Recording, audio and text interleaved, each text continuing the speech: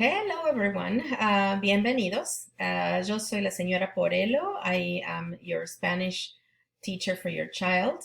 I am originally from Argentina, and but however, my last name is Porello because it's Italian, in fact. So I just want to walk you through the things that we do and the kind of the common places that your child is going to find himself, and maybe that's going to help you guide them or assist them if they're a little bit frazzled, like we all are these days. So to start off, they told me I was going to need some buttons to put in my website. And then this summer I was in Amico Island several times and I fell in love with these nice river round rocks, and I had nothing better to do. So I started painting rocks. So what better idea when I had to have a button that I can also pick up and be like, this one, guys, okay? Push this one. So that's why it evolved into this totem of sorts. Each button, it takes them to a different place. The OI and PUMS, or PUMS, it will take them to the slideshow that explains what kind of a day is today and any other important announcements. It's generated by the administration, and every day we just go through and make sure we know what we're supposed to know. The biggest one is the Zoom button that takes us to our lesson. A trabajar is a button for do nows and also for homework.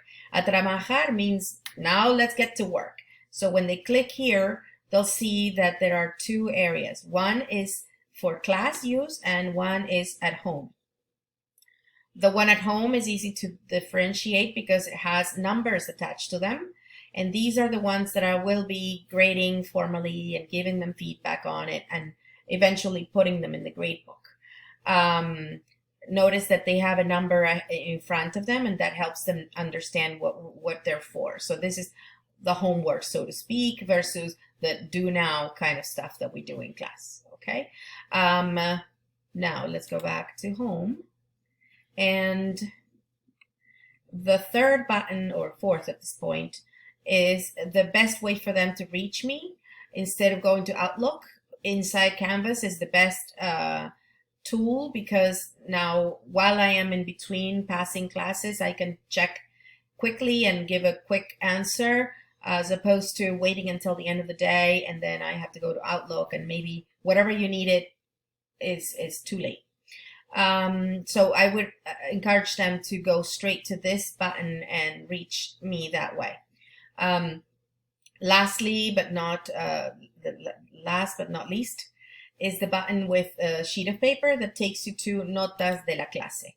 So I populate this as often as I can. Sometimes we use the same slide several times. So whenever there's some note taking that's new, I will be posting it here. During our Zoom meetings, I have a separate iPad that I have in a contraption that is hovering over this notebook. And so it's actually my co-host for every meeting, so I don't have to invite it all the time. So it's a neat way of showing them. Now, if your kid says, well, I can't see it, it's so small, the trick is you need to, I will on my end, spotlight it. It's the spotlighted speaker, so to speak. And their end, they need to set their viewing option as speaker instead of gallery. If they go for gallery, it looks very tiny. If they click on the speaker is our co-host, the document camera, and that's how they can see every detail. But if they miss something, I will be posting it here for them to visit on their own time. Let's see. I don't know if you know anything about Bitmoji, but it seems to be like the thing right now with teachers. And initially I thought I was not going to go for it because I thought it was just a cute little thing. But I found that it is really a good tool in general. So I'm going to make it bigger for you to see the details. This is not just a flat image, it's a slideshow. And again, using my little buttons, I can take kids places. So first things first, please discourage your kid from using any kind of translating tool, or even ask other external variables that will be getting in the way of me being able to give them the right feedback for their needs. So as native, as language learners, me in particular, being that English is not my first language, I can commiserate and understand the feeling of limitation when you would like to say what you want to say and you feel like you're not equipped. That's all right. I know this, and I will, if they feel completely overwhelmed, then they can talk to me and I will help them, help them during the wind period is a good time.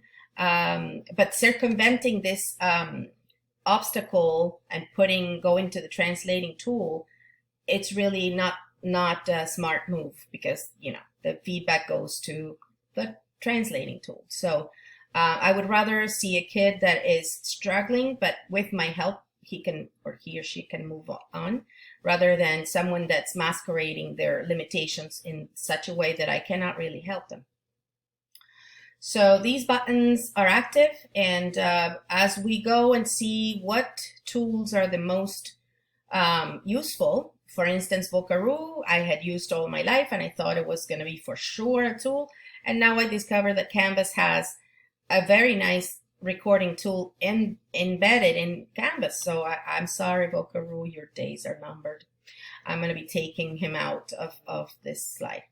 The I with an accent is not information, it's index, índice, de contenidos de la clase. And I would love to make this very customized and differentiated for your kid. If your child is speaking in a way that I can tell, oh, wait, I think you need to work on the R sound, he or she should be able to go here and learn.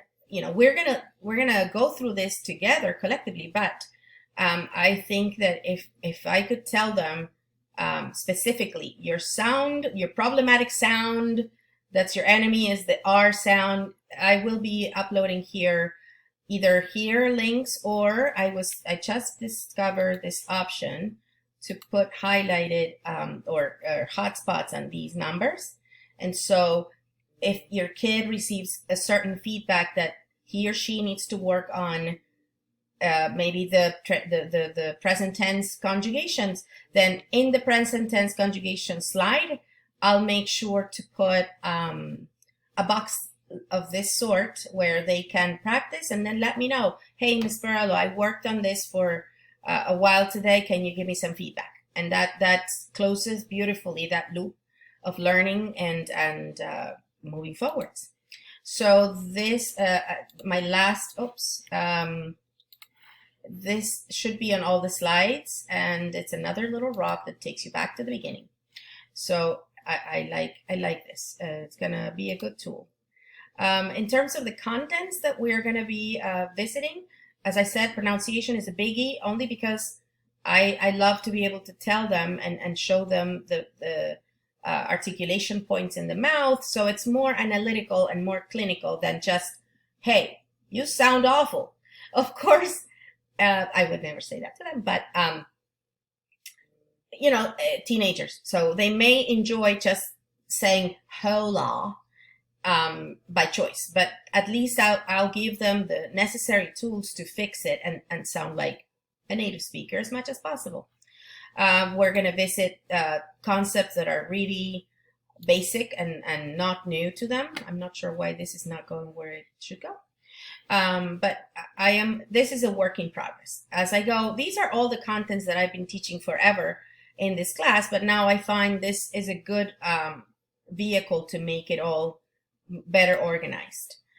There will be the present tense. We're going to look at it with new eyes, and we are going to understand now by analysis rather than just intuition, how come the verbs look different according to who's executing each action, things of that nature. And we're going to be splashing in the pool of the past tense, which is, it is a challenge. And of course, when you have a challenge, each individual has a different take or tendency. Some kids will be like, oh, okay, cool. So I have to pay attention to this. Other kids will be like, oh my gosh. And other kids will be like, no way.